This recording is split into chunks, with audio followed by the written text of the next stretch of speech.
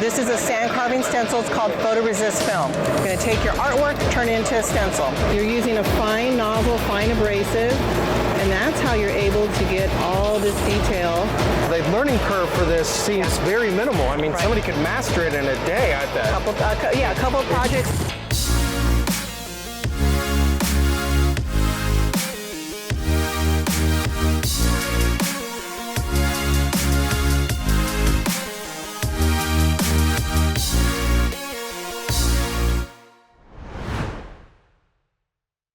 Hey guys, we're here at the Rayzist booth, and today we're talking about sandblasting with Liz Haas. How's it going, Liz? Good, good. I'm doing well, thank you.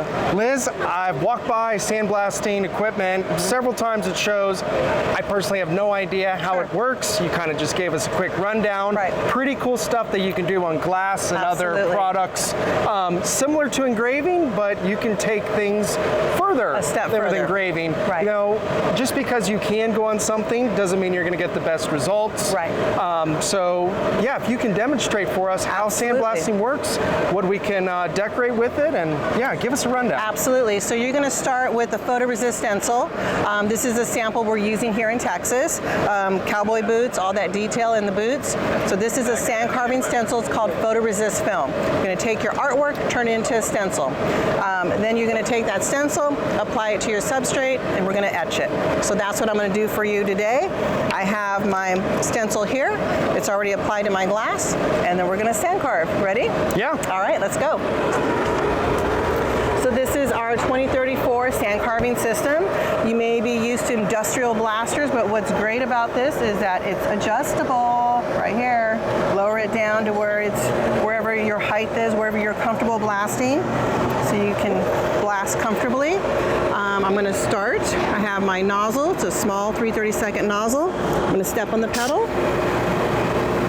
and then now we're just going to start sand carving. Oh, it looks like you're like painting practically. Right, you're using a fine nozzle, fine abrasive, and that's how you're able to get all this detail and more. You can always go, you can do halftones, checks. Now, Liz, would I typically be wearing fancy gloves to protect myself, or? Right, I get that question a lot. So you can use like a disposable glove. I don't like to wear gloves. I will if I'm blasting at high pressure. I'll put on a glove, but if you have rings, jewelry, I'm going to tell you to wear a glove just to protect or remove your jewelry. But you're dealing with low pressure and fine media, so it's not going to harm your skin. But so if you had hit your finger, it would not be a, oh wow, okay. Yeah, just a little sting and just like a little poke, is really what it is. That's it. But now you're done. So I'm just going to outline the up here real quick, just to make that a little bit deeper than everything else. Because the one thing about sand carving is that you are in charge of the depth. I see that now. And then you just throw some extra air on there to clean it up. Yeah. And now we're gonna remove our glass. Now, if you notice that some of the items in our case are painted, right? So this is where you would add a paint fill. You have your design, it's etched, and now you can throw some paint on there. And this is where you can get really creative. Yeah, I see like this, oh gosh, I underestimated the weight of a stone. Right. So this one, a spray paint on the tree and the branches, and then just went in with some hand painting, and you did the hearts and the leaves. You can turn this into a pet memorial, add a name, a date, and now you have a pet memorial to remember your loved one, your loved furry pet. Wine bottles, there's so much you can do, but let's go ahead and clean this up. We'll get moving on here, and then this just peels away nicely. And obviously we're talking also about a no minimum process practically. Right. And you know, your material cost here is very minimal. Yes, it is. Well, the photoresist is going to be your cost. That's going to be the thing that you're going to spend the most on. But this low maintenance, once you get a sandblast system, you're going to have it for 20, 25 years longer, and you're just going to make product, and there's really nothing that needs to be upgraded.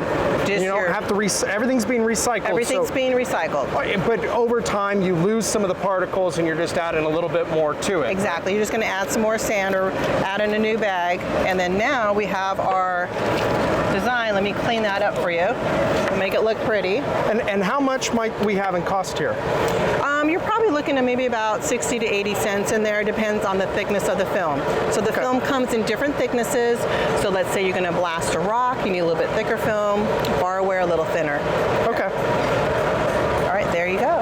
And how long has this technology been around? It's been around since sand carving, sandblasting has been around forever. But photoresist film was our founder that created it, Ray Zukowski. That's why we have the name Rayzist.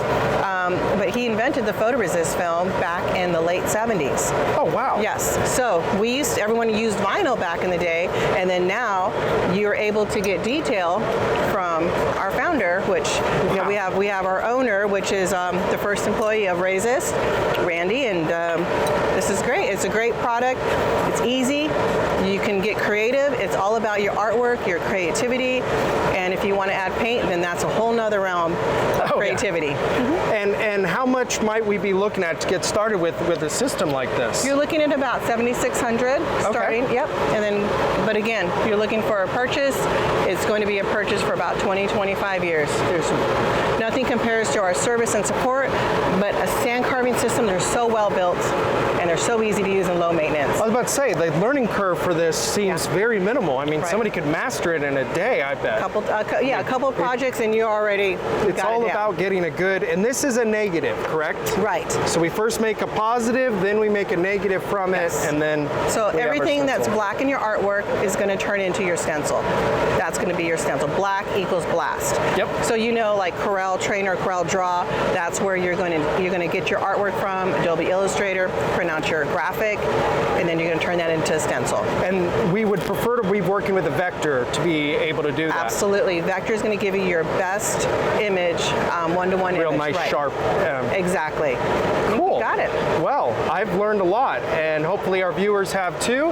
Again, I mean, $7,600, not hard to get into it, not hard to start offering. And again, we have a lot of really cool different types of products. Absolutely. That, engraving might be able to do some, but not to the extent of what you can do with this sandblasting. Right. So now, if you see the red laser mask in there, the red roll, that is for people who have a laser engraver. So you can bypass the exposure, the washing out of the photoresist film, slap that laser mask on your product, laser it, and then throw in the sandblaster to get that extra depth. Wow, very cool. Well, thank you so much, Liz. You're welcome. Everybody, check out Rayzist if you're interested in learning more about sandblasting and buying your own system. Thank you. Thank you.